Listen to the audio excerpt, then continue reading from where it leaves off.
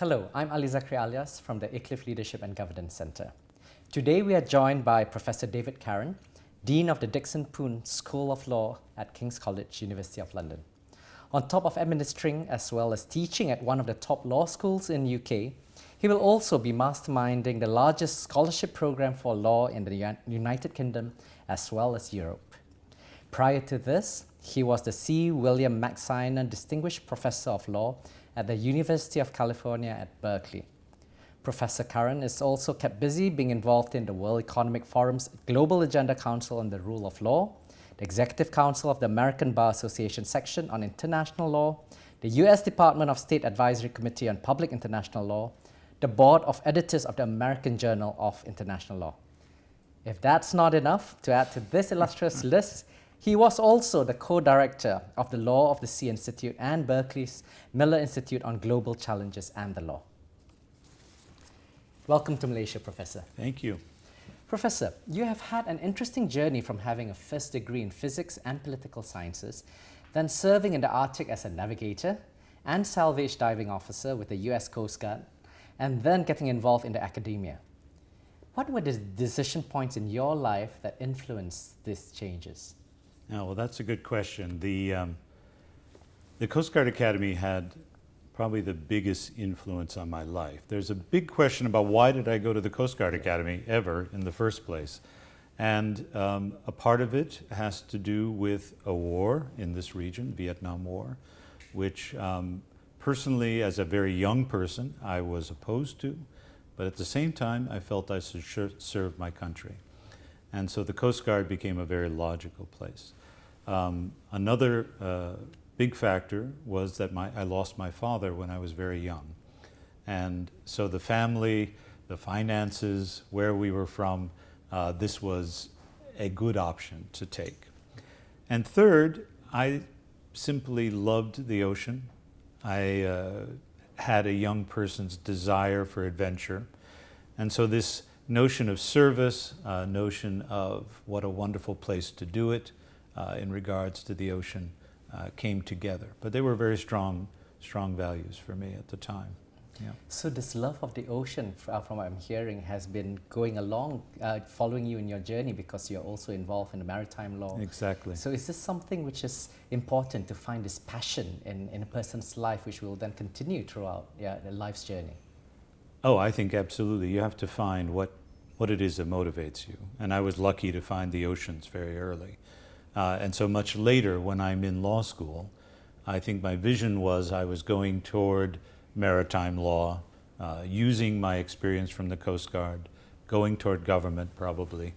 And then a twist came. And I think a very important part is to leave doors open about the future.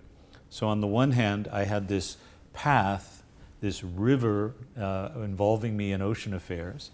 And in my third year of law school, which is a second degree in the United States, I was asked to go to a new tribunal between the United States and Iran to be the assistant to the American arbitrators.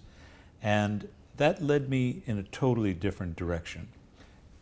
I've never left the oceans. I mean, I've been fortunate I can keep working on ocean matters. But it added a general thing about international dispute resolution, relations between countries, revolution, state responsibility, and opened international law more generally for me. But that was a very interesting experience. How did your life experiences prepare you for such, from physics and political sciences, suddenly you're like on this international stage? Yeah. Was there any? Well, there was, like a number of people, we all start with our gifts, whatever nature has given us. And they're nurtured in various ways. A gift for me was numbers. I was very good with numbers. My parents came down from Quebec, which is French speaking. English was not my strong point. So as a young man at 15, numbers, mathematics, physics was easy. And part of my desire was to understand who I was, what my place was. And for me, a lot of that was to understand the world, how it worked, And physics allowed me to understand that. And so you mentioned my first degree was in physics and political science. It was physics, and then I was done with physics. I raced through it. And, but also at a certain point, physics lost the impulse. And that's because it told me most things about the world, and it now became primarily abstract about mathematics. And really, I realized it was about people I needed to understand. And so I started moving toward political science and then toward law. But physics has always been with me. And so I do a lot of work in climate change, for example.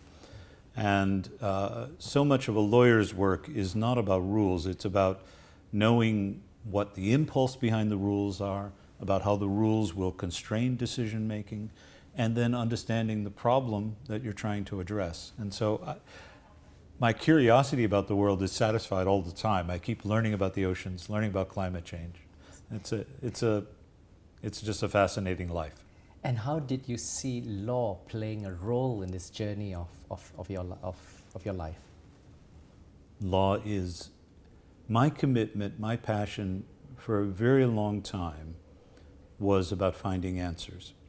And I remember as a very young boy, 7 in Connecticut, it was a hot day and the steam was coming off the asphalt in the summer. But it was a time when the Cuban Missile Crisis was very close. And I remember standing there and I couldn't understand why we were not getting along. And it really concerned me. And I think I have a deep optimism that there are answers to all the questions. But it does take a tremendous amount of work, and it takes energy to make those things come about. And so that's been my search really all my life, is looking for the answers, both in my own work and then in the people I teach. And so Dixon Poon School of Law was just a natural progression. It's a wonderful time at that school, a wonderful time at King's, and the potential to really create another generation of problem solvers, of leaders is there. And that's something I'm very committed to. Actually, there was, you have been mentioned in a previous interview where when we're talking about degrees, you mentioned that the second degree is what defines what you will do. Your first degree is more about maturing yourself as a person. Could you elaborate on that? Well, that's a particular American thing, where the first degree is meant to be a liberal education. It's not channeling you in. You can channel yourself. You can say, I want to be an engineer and take all engineering, but there is this classic image of the liberal arts degree where you take physics and anthropology and you do a lot of different things, and at the same time you learn who you are and what your passion is, and then you progress. I'm very excited. So I'm here in Malaysia because of a gift from the Yeo family in a new degree at King's Law, which is in politics, philosophy, and law.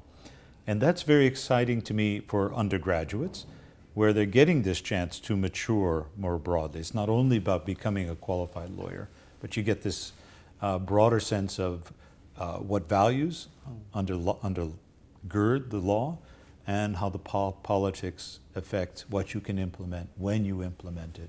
So that's a great development and something we're very thankful for.